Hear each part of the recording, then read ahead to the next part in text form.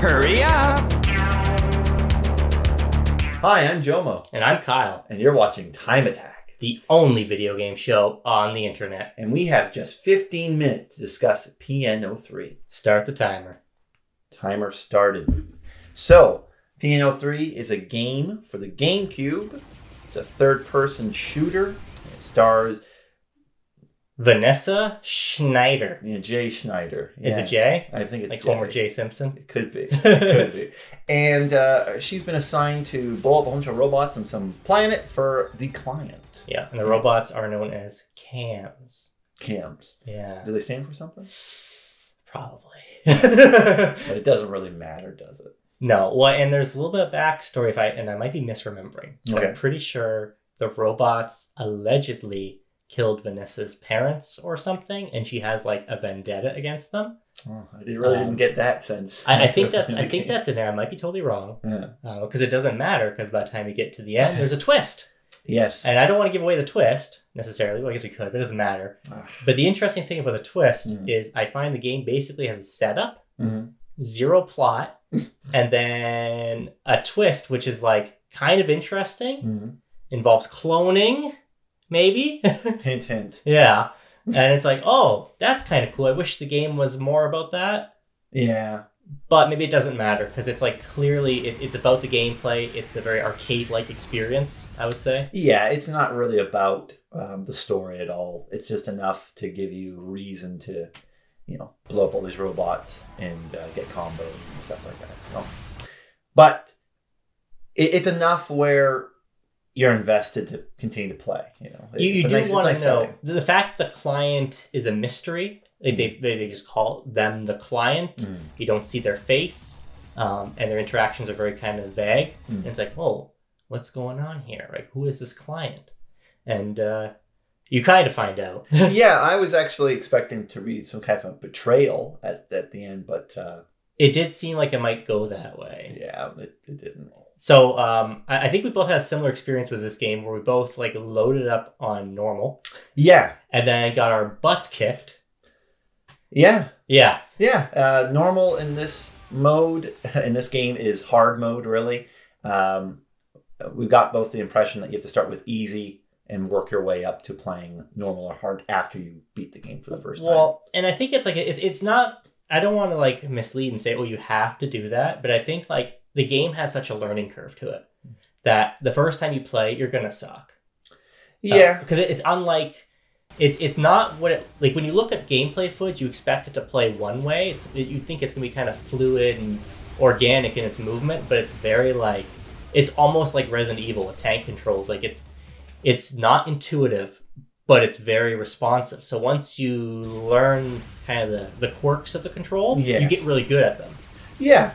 And from there, it's fun, but it's a bit limiting. And a lot of the mastery of the game is about having to understand the patterns of the enemies that you're attacking to see where they shoot, and then exploiting like the timing where you got to jump in. Yeah. But I find that when I played normal, the enemies were so tough that it was a lot of just going behind cover, shooting, going behind cover. You didn't really feel like you were powerful.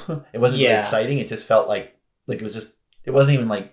It wasn't really fun at that point. It's monotonous. Yeah. Yeah. It definitely, because the game already has kind of an slight issue with it being a little repetitive and a little limited in its like environmental design and such. Yeah. So to add on the spongy enemies, it does become, it kind of brings out the worst in the game. But on easy mode, when the enemies go down far quicker, you can kind of blaze through it. You can get combos. And then it shines a bit brighter, I would say. A little bit. Like, there was a part of me that felt like I was cheating because the enemies were just it became just way too easy. Like, when you're going through the level, the enemies were a bit challenging, like trying to get perfect, like not get any damage. That's a challenge. But when you got to the bosses, literally you'd use one special move and it would kill the boss. Done. So it just felt like, I mean, in a way, it was kind of amusing, but it was almost like it was demeaning the game a little bit because it was too easy. I just think if there was something that was a little harder than easy and a little less difficult than normal, it would have been the perfect difficulty to get somebody started in the game. You didn't think it ramped up enough? Like, I think midway through the game, I ran into situations where I could die. Like some of the later enemies, like bosses and such, especially there's like kind of a gauntlet near the end. Like certain levels have multiple bosses, even if they're like recycled. Yeah. I found like those sections were a little trickier, and then the final boss obviously was. Well, that's where I died the most, I think, was the final boss. It was probably the only place where you could fall off the edge. Now, there was one other boss, but then it was a big hole in the middle, easy to avoid. Whereas the final boss, there was a couple areas all around where you could fall. I think my first death was with this tank boss that decides to spin around and then come right at you. And I didn't realize it would kill me in one hit. It makes sense. It's like, oh, yeah, it's huge. Yeah. Well, that's a fun one when you watch for that tell, and when you know what he's gonna do, you jump in the hole and duck. Yeah, I think that's fun. Yeah, it was all right, you know. But I think actually, no. Now I'm thinking about more the tank, the train, not the tank. The train is what got me. The train got you? Well, I went right in front of it, and I thought like I had to shoot like at its face at first, like just like in the cutscene. There's a cutscene that shows the train coming right at her, and she jumps over the train and she shoots at it and dodges it. And I thought I could do that. Clearly not. Well, you know the right dodge equipped, I guess. Oh, I don't know. You try doing. I think the train's too long. By the time you jump, you're gonna fall on top of the train and then die instantly. But all you got to do is just aim a little ahead of the train and fire, and that thing's going down before it even shoots you. Yeah, you just lead your shots a little bit. Yeah, it was pretty funny, I guess. Yeah. So the game, we should explain, has like a basic kind of like point system where you get points for killing enemies in like short amount of time, like combos, right? Yeah. And not taking damage in any one room to get bonus. And eventually you'll reach stores where you can buy upgrades for your suit. So you can get like a suit that has more attack, more dodge, or I think more of its special attack. Yeah, special energy, your barrier, which is your health, and auto. Some suits allow you not to hold. You can just hold A, I'm assuming. I don't think either of us... No, we didn't bother that. No, we didn't bother. I didn't bother because I figured me pressing A is going to be faster than any of their auto that they would allow. Because I'm not going to be... I doubt it's going to be as fast as possible. It's just going to be like boom, boom, boom, boom. Well, and I found too, like on normal, I didn't like shooting guys so much, so I kind of gravitate towards the damage, like higher damage suits. Yeah. And then when I moved to easy, I didn't really need the barrier as much, so I just kept doing the higher damage suits, so I just like tear through rooms. Yeah, but now in hindsight, I would have absolutely picked the suit that had the more energy filler. Yeah. Because I would just spam the special moves. Because they recharge, they give you all these recharging parts just before the bosses, all the way through. I thought it was because it was on easy mode, it was like that, but I started playing normal after I beat the game, and it looks like they give you energy filler stuff. They very much want you to use it and to work it into your fighting. Like it's not something like it's not like this rare thing you're only supposed to get once per level. And that's what I thought it was. You know, it was kind of like, you know, your missiles, your special, you know, weapon of some kind. But no, it's. Well, if you're anything like me, you probably have a habit of like even first-person shooters like hanging onto the rocket launcher and then never using it. And then get to the end of the level and then just like never. So it's probably the same thing applied here. Like you probably should just use it when you get it. And then you get like this. You can unlock a wide variety of special moves. Yes. And very, very interesting animations with them. Oh yeah. But I do like how they're almost like fighting game button combos. So, So they're not too complicated. But you just have to memorize: is it left, right A or right, left A? Yeah, and it's kind of fun to perform them off and see it happen. It's pretty satisfying. And they're varied enough. Like I've only played with 2 or 3 of them, but like they were different enough. Like the I had one that allowed me to be super invincible and just run through things. Oh really? And then the other one that had shot like homing. I think that's the one you start with. Yeah. Well, the one I got, there was only 2. There was the homing one, and then I powered up one of these second level suits, and she just shoots a giant beam. Yeah. You know, and takes off like a third or half of the final boss's health. And when I think that's a big like appeal to buying all the different suits, is you do get like unlock the different moves, right? And you get to see like what this is, you know, what's going to because you don't know what's going to happen really. And then I think the way to unlock them all would be to play through over and over, because you do get like a new game plus system where your points don't carry through, but anything you unlocked does. So it'll make like going from easy to normal a little bit easier, and then eventually to hard, right? This is definitely a game where you're supposed to play it again. Yeah. It's not something you just beat it once and you drop it. I definitely saw the appeal of playing it again after I beat it. Talking about the music. The music is pretty good. Yeah.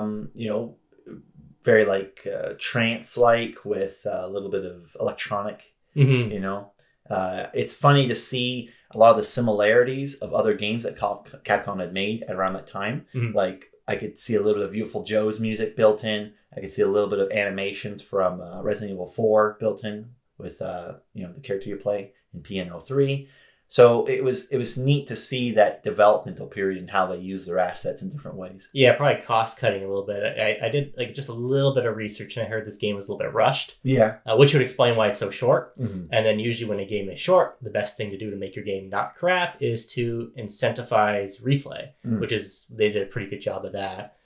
If you want to get the bikini, scantily clad, and it's not quite a bikini, but the most scant clothing available. It's the last one you unlock. So. Yeah, they're definitely hitting a certain demographic, I'd imagine. Yes. But I could see some women wanting to play this because they see like a cool, robotic female character. Yeah, I can't speak for women. I don't know. When I look at it and trying to see through that lens, I see it more as exploitation than empowerment because it's very much. One of the gimmicks is that she kills with dance, which isn't really true because there's more like she has dance moves that do attacks, but there's no rhythm to it. I would say it's about the same. I don't know. I haven't played Bayonetta, but because of, I think it's a director or... Yeah, I think it's the same general creative mind behind it. Yeah, there's definitely that sense of similarity in sexuality, you might say, in the female characters' character. Well, apparently, at least according to Wikipedia, the development, even like that mindset even channeled into the levels themselves. Like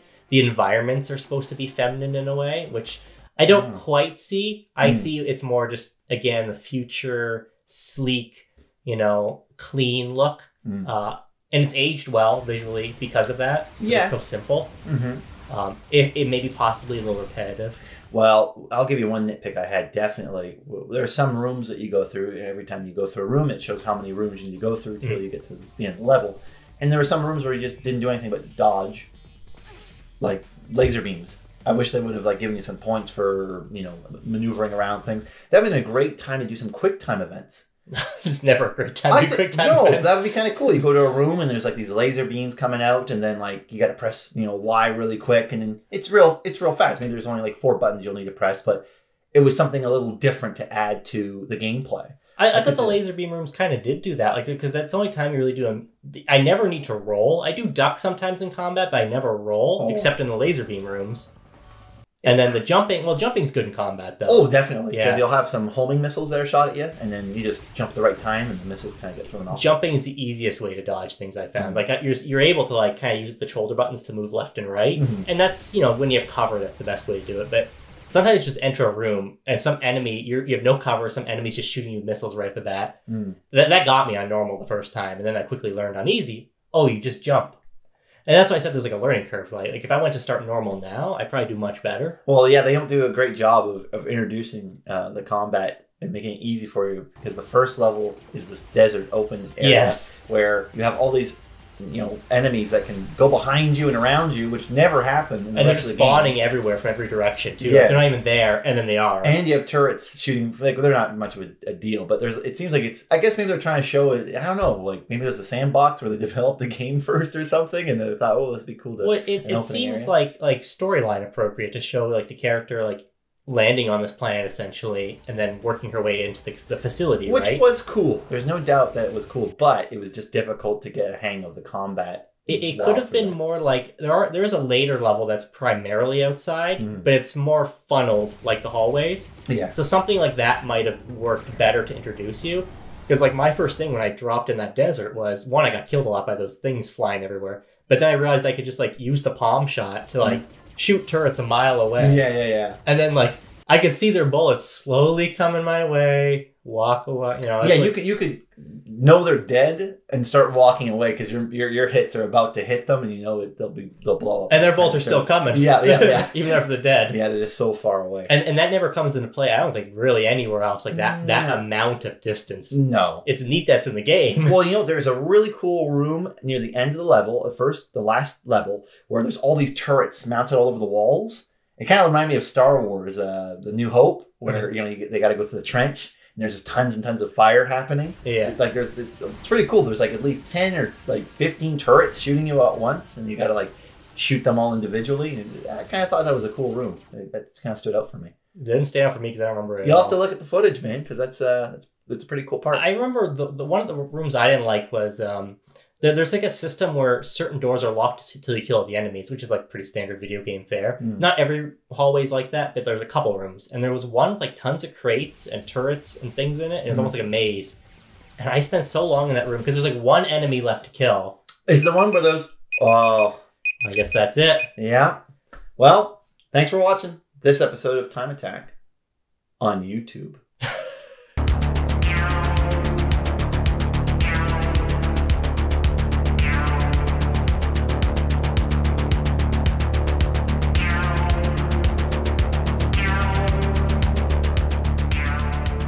Time over!